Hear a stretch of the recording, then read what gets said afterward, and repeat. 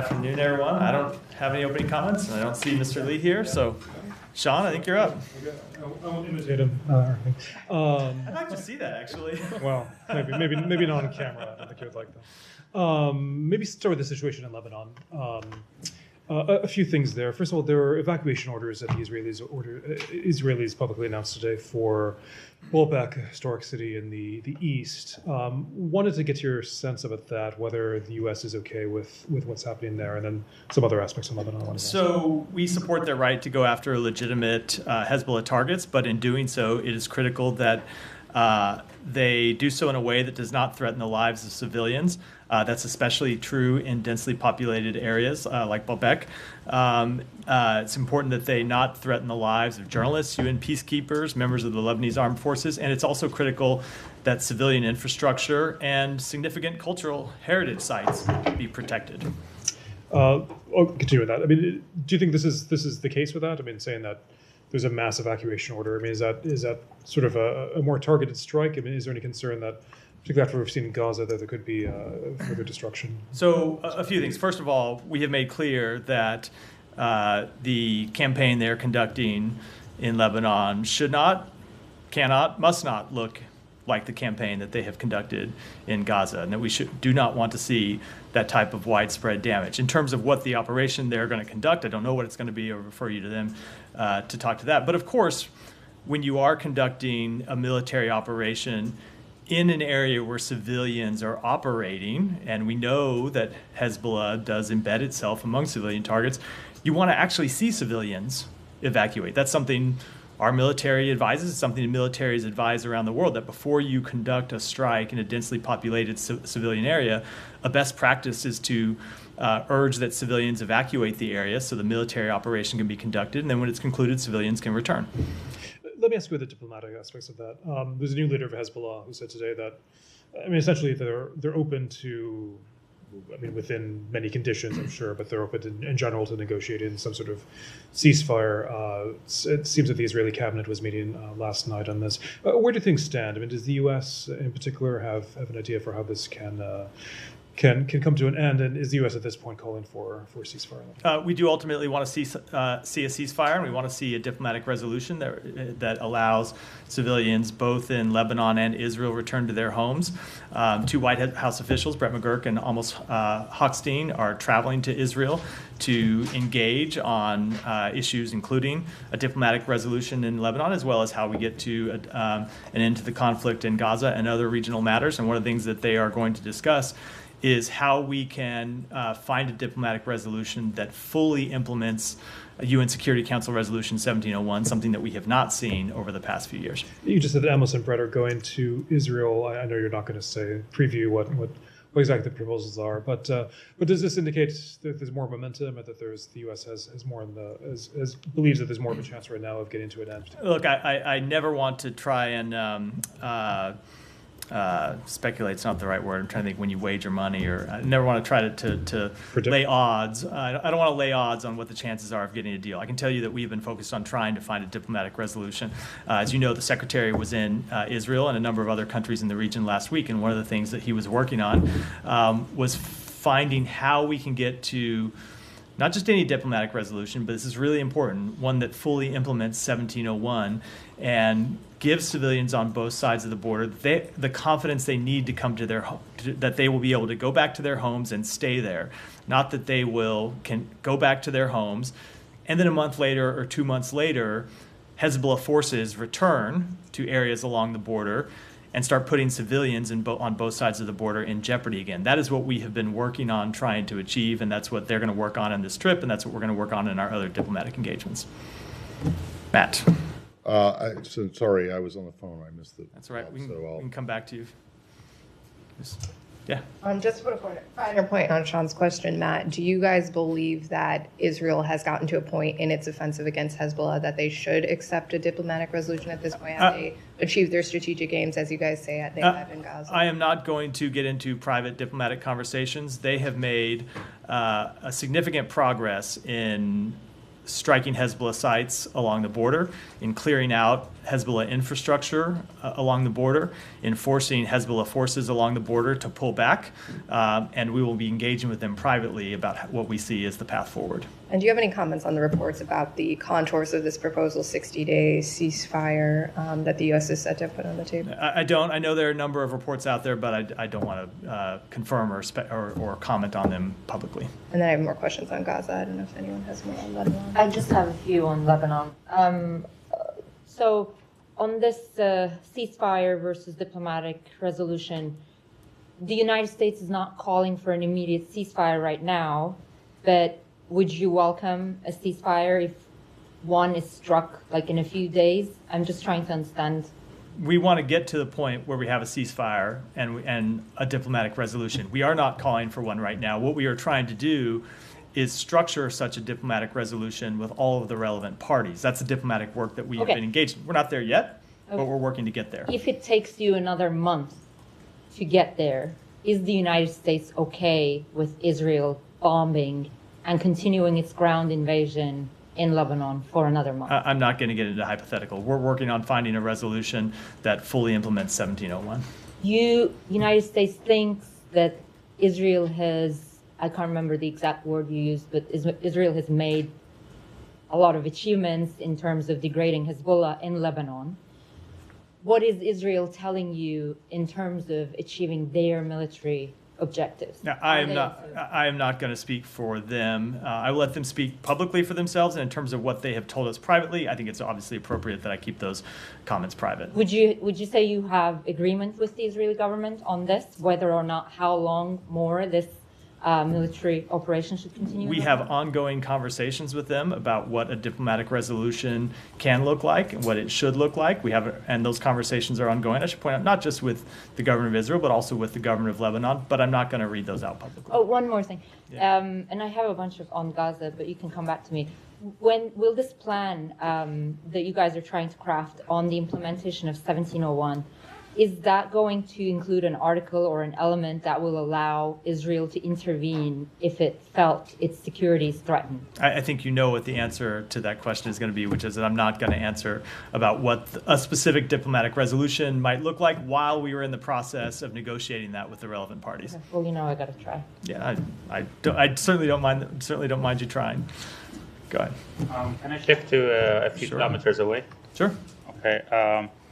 So what is the State Department's assessment of China's silence and lack of direct commentary on North Korea sending troops to Russia? I'm not going to comment on what they have or have not said about that matter. I will note that it is a matter of significant concern for us that North Korea has deployed troops to Russia, and that those troops in Russia are currently receiving training, and that we believe it's possible they may end up deploying to Kursk to engage in combat. What I will say is that we have engaged directly with officials with the government of China to make quite clear our concerns about this deepening military relationship between Russia and North Korea, and to make clear that we think this ought to be a source of concern for China as well as other countries in the region. But as to their reaction, I will let them speak for themselves. And this communication, was it done through PRC embassy here in Washington? I'm not going to speak to the nature of the communication, but I will tell you we have had very robust conversations with the government of China about this matter. And last one, does the State Department share the assessment that North Korea is prepared to conduct nuclear or missile tests before or after the U.S. presidential election? No, I don't have any comment on that at all. We rarely comment on that type of thing from the podium. Yeah, go ahead. Do you think this deployment of North Korean troops in Russia further complicates the situation for NATO allies, not only for U.S., given in President Zelensky's victory plan, including being a NATO member now? Do you think it further complicates all things? Or, for example, allowing Ukraine to use NATO allies' supplied weapons to use those weapons on North Korean forces, for example, if they end up in Kursk or something? I don't think it complicates the issue at all, but I think it raises certainly concerns among a number of our NATO allies. We've heard that directly in our conversations with NATO allies, that they're every bit as concerned about this development as we are. And so in terms of what the response will look like, that is something we're consulting with them on right now. The South Korean foreign minister and the South Korean defense minister, another important ally of ours, will be in town tomorrow to meet with Secretary Blinken and Secretary Austin. I can guarantee you that this development will be a significant topic of discussion in those meetings as well. So if those troops would be ending up in the fronts, like in Kursk, for example, will Ukraine be allowed to use weapons provided by U.S. and NATO allies? I'm just not going to get into a hypothetical. Sorry. Thank you, Matt. I'm struck by your response to Sean on, you said that you don't want to see the widespread damage that you've seen, but in Gaza, it's total destruction. So anything short of that total destruction would be acceptable? You don't want to see something similar? Said, we want to see a diplomatic resolution. I'm trying to understand your terms. Said, if you're going to ask a question, Sure. you deserve to let me respond to the question. We want to see this conflict resolved through a diplomatic resolution that allows people to return to their homes and borders, well short of any kind of prolonged campaign like we've seen in Gaza. Right. Now, Israel is striking in the Bekaa Valley, it's eastern Lebanon and so on. And you said that they have the right to go after legitimate Hezbollah targets and so on. But really, Israel can say there is a Hezbollah target there. Nobody is vetting. Nobody is looking, saying they can determine really whether this was a legitimate Hezbollah target. Correct? You see it that way? Said, I don't think it is disputed. Okay. Maybe you'll dispute it, but I don't think it is a matter of dispute that there are Hezbollah operatives basically deployed in a number of occasions across Lebanon. We talk a lot about southern Lebanon because we see them concentrated there in large reason because it's where they can most readily and easily threaten Israeli troops and Israeli villages and Israeli civilians. But that's not the only place that they are around Lebanon, and we've seen Israel striking Hezbollah targets in other places around Lebanon. No, I understand. I'm saying, of course, Hezbollah is probably all over the country. What I'm saying is with that, Israel does not have to verify that this was, X person Hezbollah or that person Hezbollah, do they? Verify to whom, Said? Verify to the world. I mean, you keep saying that this is a legitimate. How do we know it's legitimate? So we have How seen would a we know? number of examples of, you can see for yourself, video of Hezbollah rockets that are pulled out of civilian homes, Hezbollah rockets and arms caches and other significant military equipment hidden inside civilian homes, hidden under civilian homes. So with respect to each strike, it's always difficult to say what's happening with each target, but there's ample evidence, Saeed, of them hiding their troops, hiding their equipment, hiding their arsenals inside civilian homes. All right.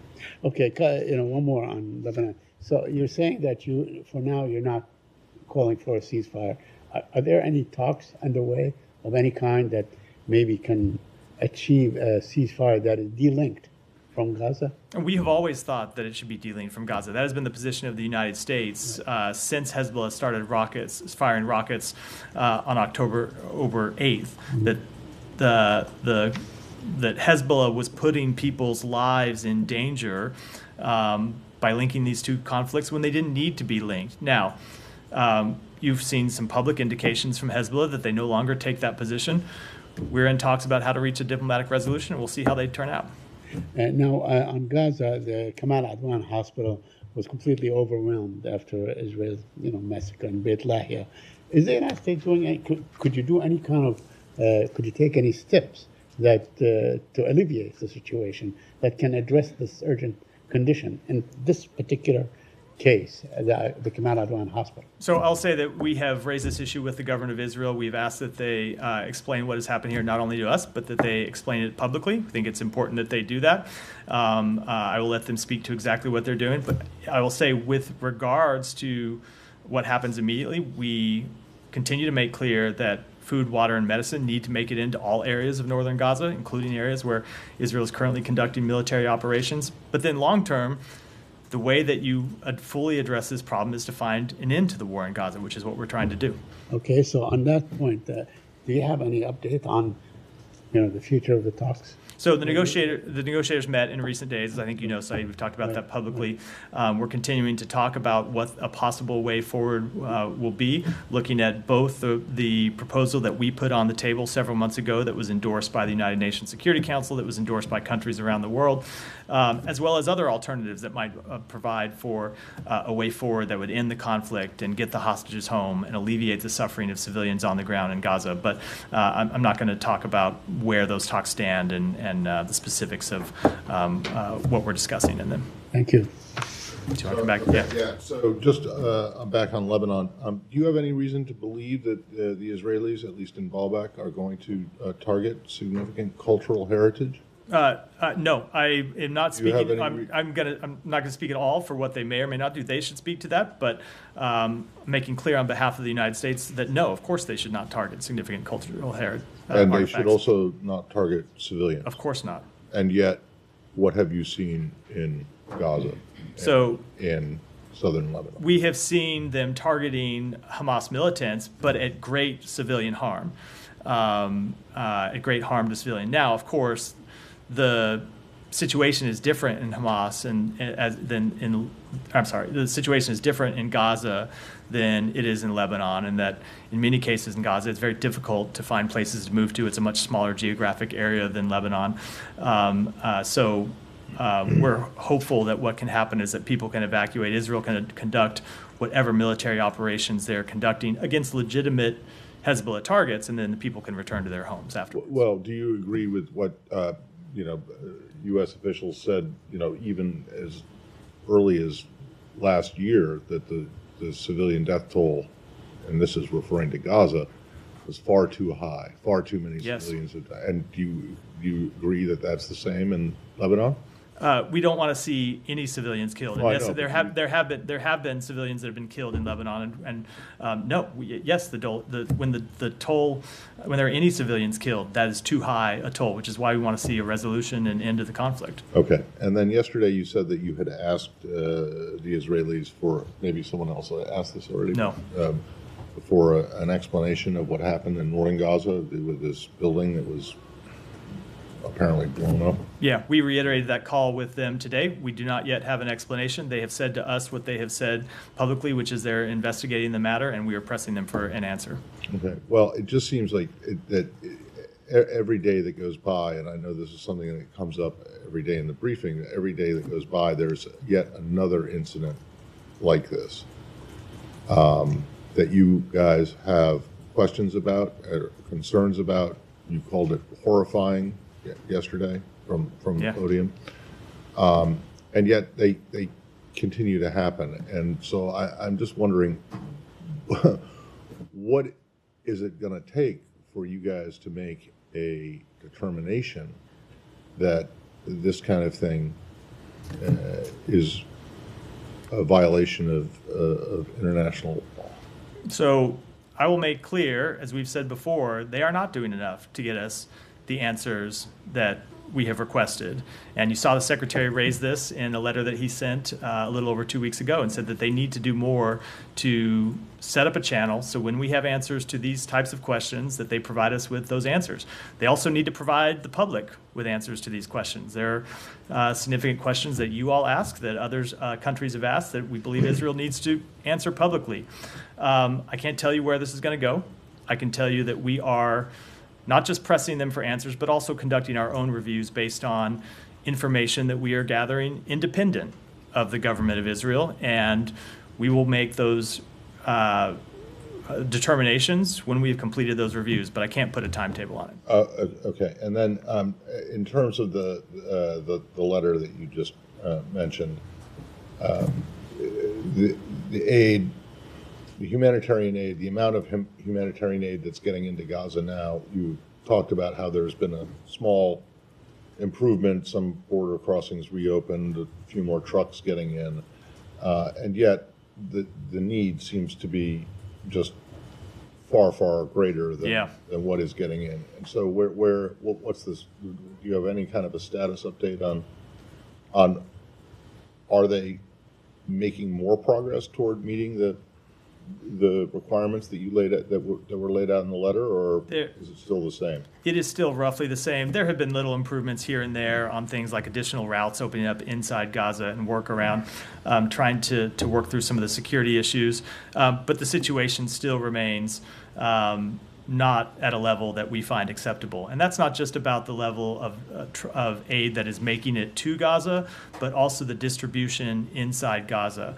And we continue to see breakdowns in communication between Israeli forces and UN agencies. That is important to ensuring that aid can be delivered safely. Sometimes UN agencies not getting the permits that they need, or I should say the permissions, not permits, but permissions that they need to travel around Gaza. Sometimes getting permissions granted and then yanked, or it doesn't get communicated down to the officer who's at a particular checkpoint. That needs to change.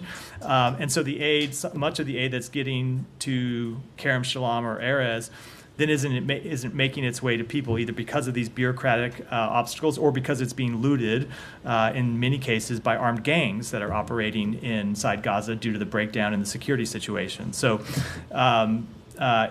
it continues to be of great concern to us, and we have not seen sufficient improvement since the Secretary sent that letter. Okay, and then just getting into the weeds of that letter, can you explain the difference between the 30-day deadline that Secretaries Austin and Blinken laid out for the Israelis and the legislation that the Knesset passed the other day on basically banning UNRWA, which would take effect in 90 days unless there's some kind of a delay in that. It does the 30-day deadline, my understanding, still for the requirements laid out in the letter still remains. Is that the 30-day deadline does still remain. If you just look at the way the letter is structured, the letter makes clear that there are a number of improvements to the delivery of humanitarian assistance that we want to see happen, some immediately, some by the end of that 30-day period, and it goes through a number of specific improvements that we want to see them take. It then, in a different section of the letter, says relatedly, and it raises the issue related to passage of this UNRWA legislation, which of course had not passed when the secretary sent the letter, and then a couple of other issues as well. So those were not issues that were related to the 30 days outlined in the letter, but nevertheless are issues that we take seriously, and that's why the letter made clear with respect to this, the passage of this legislation, that it could have implications under U.S. law and policy in the same way that failure to implications? Implications under U.S. law and policy in the same way that failure to improve the delivery of humanitarian assistance could have implications under U.S. law and policy. But at the moment, you don't think that the legislation will affect Israel's ability to meet the 30-day. The legislation is really a separate question than under the 30 days. So no, I know, but it has its own implications. But no, the 30 days review that we are conducting relates to those first sections of the letter, which rely on UNRWA, which very much rely on. But this legislation, if it is implemented, wouldn't be implemented until 90 days from yesterday or whenever the bill is signed. I mean, and so people are a little bit, including me, are a little bit confused as to, if you have this impending implementation of a ban on what you say is the biggest and most effective organization that's distributing aid into Gaza, even if it hasn't yet gone into effect, there are going to be implications, or most likely going to be implications for what happens even before that 90-day period runs out. For sure. Is that not correct? There could be, but there may not be, right? The law could be stayed. But maybe the way to think about it, Matt, is while we raise things that we wanted to see change over the next 30 days, it's not like if Israel implemented every one of those things at the end of the 30 days, we saw a significant improvement, that we just stop assessing these on an ongoing basis. We don't. So the 30 days is related to these things that we wanted to see happen to change the situation on the ground.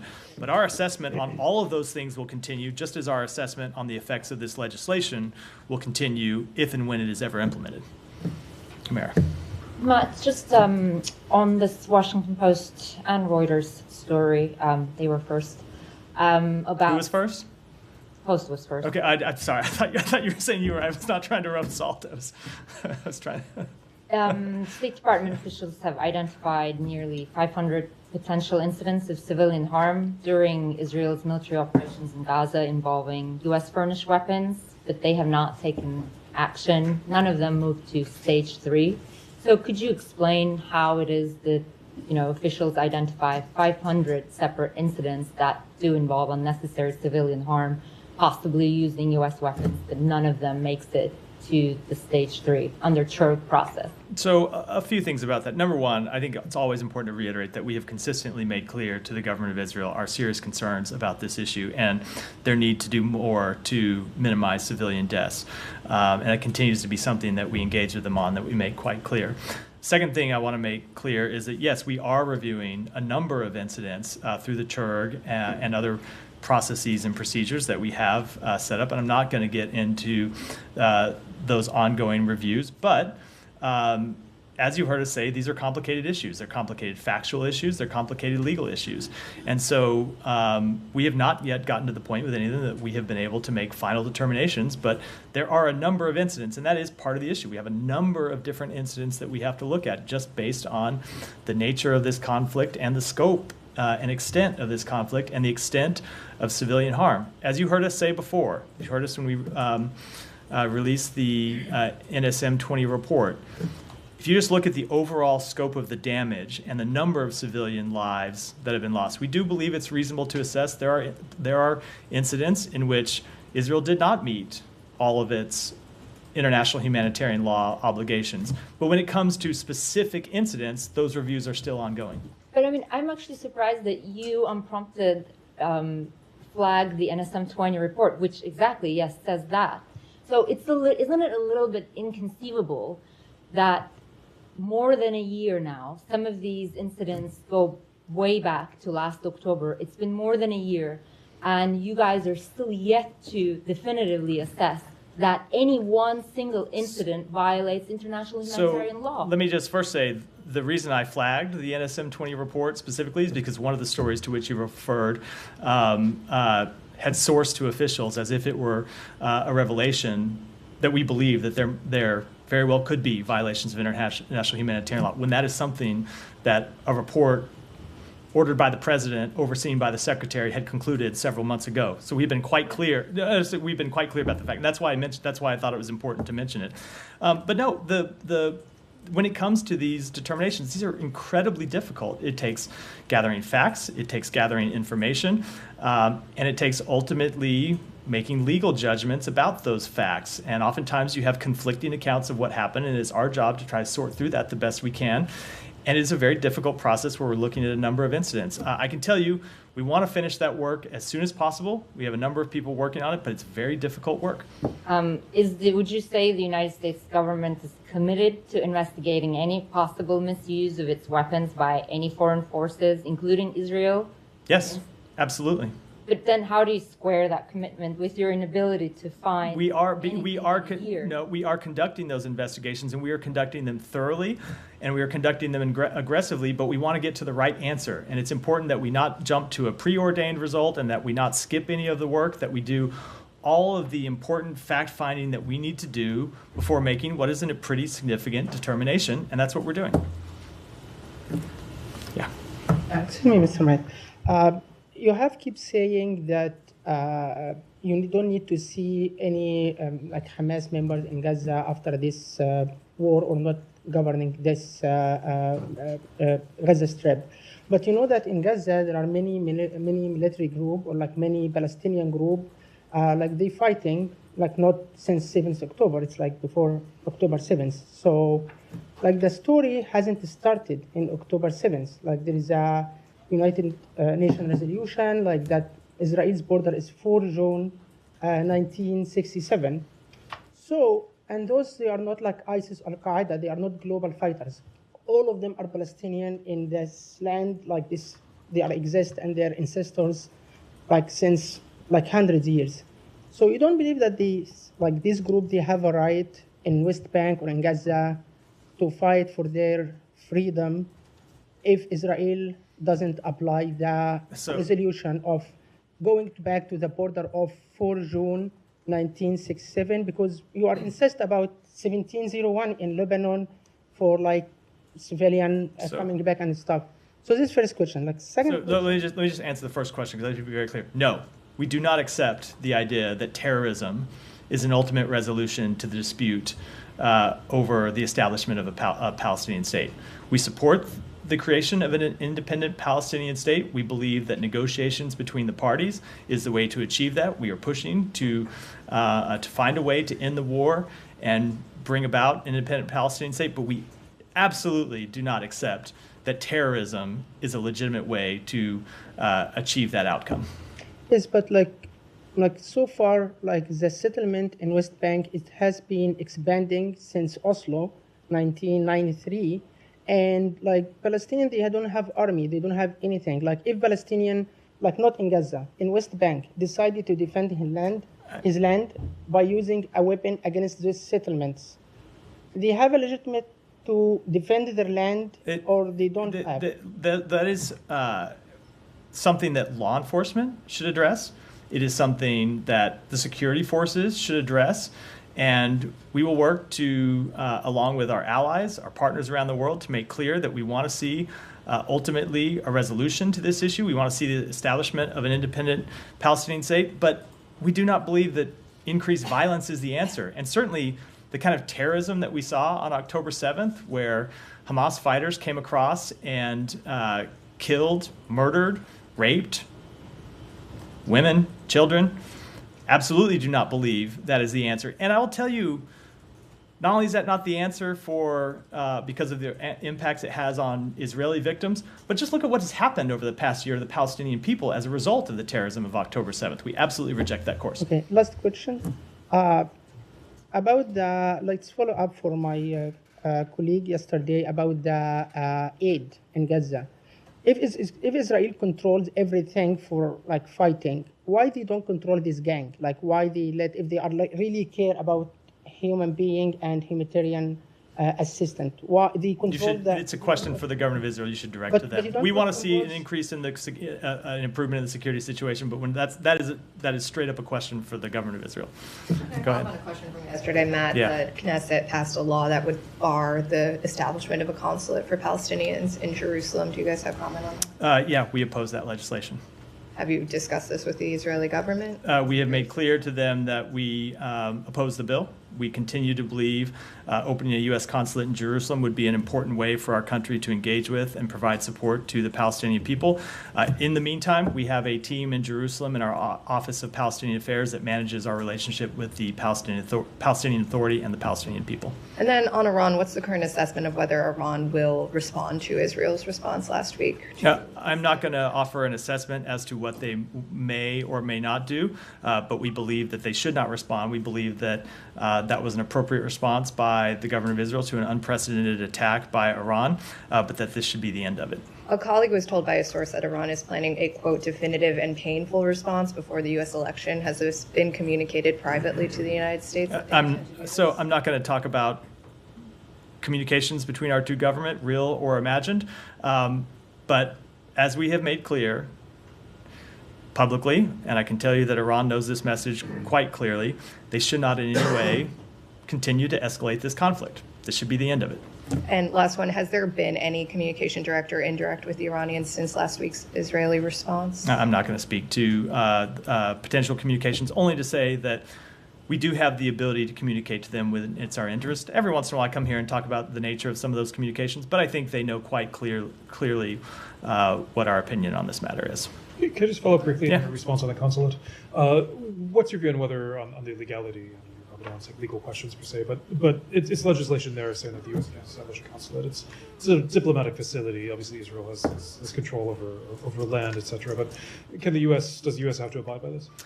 You're right. It's a legal question that unfortunately I'm unqualified to answer. I don't know the answer. We've opposed it on policy grounds. Well, considering the U.S. government, previous administration actually closed down the consulate, is it it's your understanding that that was just that was a decision by one administration? It's not binding on you. You want to reopen it. They say no. So if they're not going to let you reopen it, would you consider requiring Israel to shut down one or more of its consulates in the United States? So, first of all, I mean, you're right. The previous administration made a policy decision made a policy decision to shut down that embassy, the consulate. Excuse me. I'm not going to talk about what our potential response. We're not considering any such step at this time, but we've made quite clear to the government of Israel that we oppose the bill. Well, yes, okay. But do you regard this as some kind of an infringement on your, I mean, where the consulate was, or the building still is in Israel. So it's not in the Palestinian territory. Would you consider opening a consulate, say, in Ramallah for the Palestinians? I don't want to get into what we may or may not consider. We want to Jericho, we continue to believe it's important to open a consulate, but I don't want to get into what we may or may not do. Well, so you oppose the legislation, and yet it is Israel. It's their territory. Right. I don't think that the place where the consulate is located it's not contested. It is in West Jerusalem, I believe. Is that right? Yeah. So it's theirs, and they can tell you that they want you to have this consulate open there or not. But and there may be legitimate reasons for not wanting to have a consulate that is dedicated to serving the Palestinians in Israel, right? Yes? Well, they can speak for themselves so what the their question's reasons may or may right. not be. We But- disagree. but We the disagree with their decision to prevent Okay, us but from why? opening Okay, one. why is it so important? Other than the historical nature of this, The historical nature of it is important. That is that's an important. That is an important. That is an important one. Yes, it is. But other than that, is there a reason that a consulate for the Palestinians couldn't be opened someplace else? I don't want to get into previewing what we may or may not do. I will tell you, as of today, we'll continue to provide engagement with Palestinians and with the Palestinian Authority through our Office of Palestinian Affairs in Jerusalem. Yeah. Thank you, Matt. A couple of questions on Georgia and different topics. So the self-claimed ruling party in Georgia, they seem to have been enjoying, congratulating letters from like-minded. Enjoying what? Congratulations letters from like-minded Australian leaders, Azerbaijan, Belarus, and others. And they also help us understand clearly, misunderstood the White House letter from yesterday. They said that the presidential call on Georgian government to transparently investigate all election irregularities is quote-unquote significant recognition of what's widely believed to be a rigged election. Clear up that. The statement from the president meant exactly what the statement from the president meant and nothing else. You mean the president called on, An investigation, yes. Investigation conducted by whom? He called for an investigation by Georgian authorities. We've also made clear that we're consulting with our colleagues in the European Union about what other investigations may be appropriate. Well, it appears that they did start some investigation, so-called. They actually are investigating the president, who is disputing the results, rather than investigating those who are violated. So I'll let the president speak for herself, but my understanding is she has said that she has information about irregularities. So hopefully she can provide that information that would be relevant to any investigation, whether it's conducted by Georgian authorities or anyone else. Is there anything you can do about it? There are American, monitors. We have made clear that our relationship with the government of Georgia continues under review. We have already suspended $95 million in assistance to the government of Georgia, and other assistance that we provide remains under review. We have seen that intimidation campaign against, civil society members. 2 members, even before the election, were targeted. They actually work for American institution, and their bank accounts got frozen. Do you have any reaction? So look, I'm not going to comment on those specific cases, but obviously we want to see people's fundamental freedoms upheld. We want to see their freedom to protest, their freedom to exercise, their fundamental right to expression not infringed upon in any way. I'm going to go back to Ukraine and your responses to my colleagues on increasing... Last question, Alex, and I'm going to move on because I'm running near the end. Increasing Russian threat and how you're helping Ukraine, to fight back. President Zelensky today gave an interview, and he said that only 10% of what was meant to be delivered in 2024 approved by the Congress. has been delivered so far. Why 10%, and how do you square that? So I'm not going to speak to that percentage. I would defer you to my colleagues at the Pentagon who are in charge of delivering assistance to speak to the exact number that's been delivered. But if you look at the way that we structured the assistance that we have provided, and you look at what the way we have just recently approved significant new drawdown authorities, it allows us to deliver assistance to Ukraine in a way that is sustained over time. And for specifics, I'd refer you to my colleagues at the Pentagon. Ryan, go ahead. So I asked yesterday about Pakistan security services circulating dossiers about American congressmen being under the influence of the, quote, Jewish lobby. Did you get a chance to check that out? I did look at it, and I saw some of the social media postings and some of the stories to which you're referring. I can tell you we don't know who is behind circulating that information ultimately, but that if people have issues that they want to engage with regarding U.S. officials, whether they be executive branch officials or officials from the United States Congress, they should engage on the merits of those issues and not by talking about people's religion or sexual orientation. And real quickly on Marwan Barghouti, he was beaten allegedly by IDF prison guards. Maybe you addressed this on Monday. I don't think I was here that day. I did. Any reaction? So I will say that we have made clear in a number of conversations with officials from the government of Israel that they need to ensure that all detainees are treated humanely, whoever they may be. And those conversations go back over the course of many months. And were there specific conversations about this particular? I don't want to get into specific conversations, but we have made clear when we've had these conversations with them that they pertain to every individual that is in Israeli custody. Go ahead, and I'll come to you next, Robbie. Thank you. A senior leader of Imran Khan's political party, Latif Khosa, claimed that Imran Khan could be released if Donald Trump elected as a new president. He also said that if Donald Trump wins, the political landscape can be changed in favor of Imran Khan. He also said that U.S. diplomat Donald Lu was involved in a conspiracy to remove Imran Khan from prime minister office. We know we talked about it like many times. I know. I think I don't know how many times I can say that. Do you really think that that's not true? Dragging U.S. president and presidential candidates and American diplomats in Pakistani politics is a good idea? So look, as we've said many times, legal proceedings against the former prime minister are matters for the Pakistani courts to decide. The allegations that the U.S. played any role in his removal from office are false. We've gone over that any number of times from this podium. And ultimately, Pakistani politics are a matter for the Pakistani people to decide in accordance with their laws and constitution. So the Canadian government has alleged that India's Home Affairs Minister Amit Shah, Prime Minister Modi's close associate, was behind a recent series of plots to murder and intimidate Sikh leaders on Canadian soil. Does the U.S. share this understanding? So the allegations made by the government of Canada are concerning, and we will continue to consult with the Canadian government about those allegations. Robbie, go ahead. Thank you, Matt. On the killing of Turkish-American activist Ayşenur Ezgi Ege, it's been 53 days since she was killed by Israel, and there has been no accountability. Can you update us on what is the U.S. doing regarding this, and whether the Secretary has raised this with Israelis last week? So ultimately, this is in the first instance, an investigation that's being conducted by the government of Israel. We know they are conducting a criminal investigation into this killing. We have made clear how concerned we are about the fact that she was shot while attending a protest, an incident that never should have happened. Never should have been killed under these circumstances. You've heard us say that publicly. We have also been quite clear with the government of Israel about that privately. I can tell you that we have engaged with them in recent days about the status of that investigation.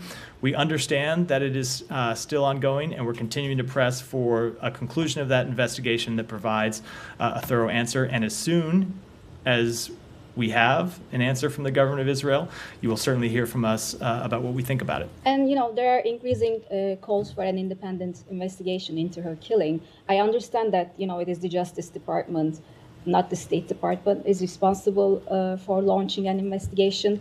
But can the State Department at least investigate whether, U.S. supplied weapons were used in her killing? So I think as a matter of first principle, it's important that the criminal investigation that's ongoing right now proceed.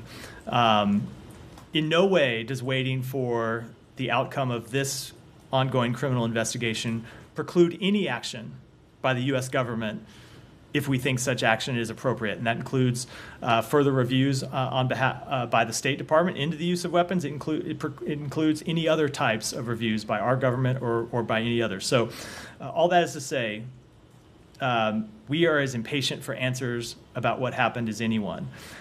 We take very seriously the death of an American citizen under circumstances in which she never should have been killed. And we are pressing to get an answer, but an answer that's thorough as soon as one is available. Just one more on that. And Secretary, after her killing, called on the Israeli army to change their rules of engagement. And clearly, there has been no change in this regard. What will happen? What is next? Will there be any consequences? I would direct you to the government of Israel to speak about their rules of engagement. We've made clear that this was an unacceptable incident. It shouldn't happen again, and they should find ways to address it. But as to what they've done, that really is a question ultimately for them. Go ahead. Thank you, Matt. In light of concerns of the Iranian regime desire for a total extermination of the Jewish state, and by only asking for a ceasefire, is the U.S. State Department preventing the unconditional surrender and defeat of Iran? And I have a follow-up. I think we have made clear that we are committed to the defense of Israel against Iran. And if you look at the way we have backed that up, it has been through actively participating in the defense of Israel. And not just participating in the defense of Israel, but taking action to hold Iran's proxies and Iran itself accountable for its actions. And that includes more than 700 sanctions since the beginning of this administration. Okay, does the U.S. stand in way of the IDF attack on the oil and nuclear facilities of Iran? We made very clear, you heard from the president, that he did not believe attacks on nuclear facilities or attacks on oil facilities were a wise choice by the state of Israel at this time. And if you look at what could have happened from that nature of attack, it's easy for people to sit on the sidelines and say, oh, it's a perfectly appropriate attack for the government of Israel to make, not thinking through what the consequences of such an attack would be, and the fact that Iran would respond, and then Israel would respond, and soon after that we would find ourselves in a full-scale regional war, which is certainly not in Israel's interest or in the interest of anyone in the region. But just on the attacks on the oil, the reserves of Iran, wouldn't that make it more or less likely for dealing with getting rid of their resources? We believe there is a better way to address that, which is why you saw the United States impose sanctions on Iranian oil, on the Iranian oil industry, including on its fleet of ghost ships in just the past few weeks. And with that, Sean, go ahead, and then we'll wrap for today. Sure. Completely different region. I was wondering if you had any comment on Venezuela and Brazil. Venezuela has withdrawn its ambassador from Brazil because Brazil put a veto on Venezuela entering the BRICS. I realize the U.S. obviously is in the BRICS, but it's over the election and whether this was something that was discussed as a pressure tactic. I will admit that I'm not tracking that development, so I'll take it back and get you an answer. In that region, well, semi in that region, and so the vote happened today in the UN on the Cuba embargo. You know what the vote was? Yeah, it was a predictable vote in line with past votes. Yeah, exactly. But just for the record, let's say it was 187 to 2, one abstention. I am aware. The one abstention wasn't even a Pacific Island nation; it was Moldova. Yeah, I'm aware of the long history of UN votes on this matter. Yes. Okay. So, at what point, though, are you guys going to realize that the entire world, with the exception of you and Israel, thinks that the embargo is a really bad idea and should be stopped? Look, I think we are quite clear on the opinion of other countries around the world, and it's one with which we disagree. We take their opinion seriously, but we make our own policy determinations. You do? It's 32 years in a row, with the exception of 1 year when you guys abstained. That was 2019. We take their views quite seriously, but we make our own determinations about these matters, and we disagree. You take their views quite seriously? That is just not borne out by the facts that you continue to persist with this. We take them seriously, but we make our own decisions on the policy and others. So. Okay, and are you comfortable then with it's just once again, it's just you and Israel standing up? Certainly we would welcome other countries sharing our opinion in this, but we're not blind to the history of countries around the world having a very different view of this matter. Long predates this administration. But as I said, we make our own determinations. What about What about the Obama administration? Disagreement, were they wrong? I don't have anything to comment on previous administration decisions. Thanks, everyone.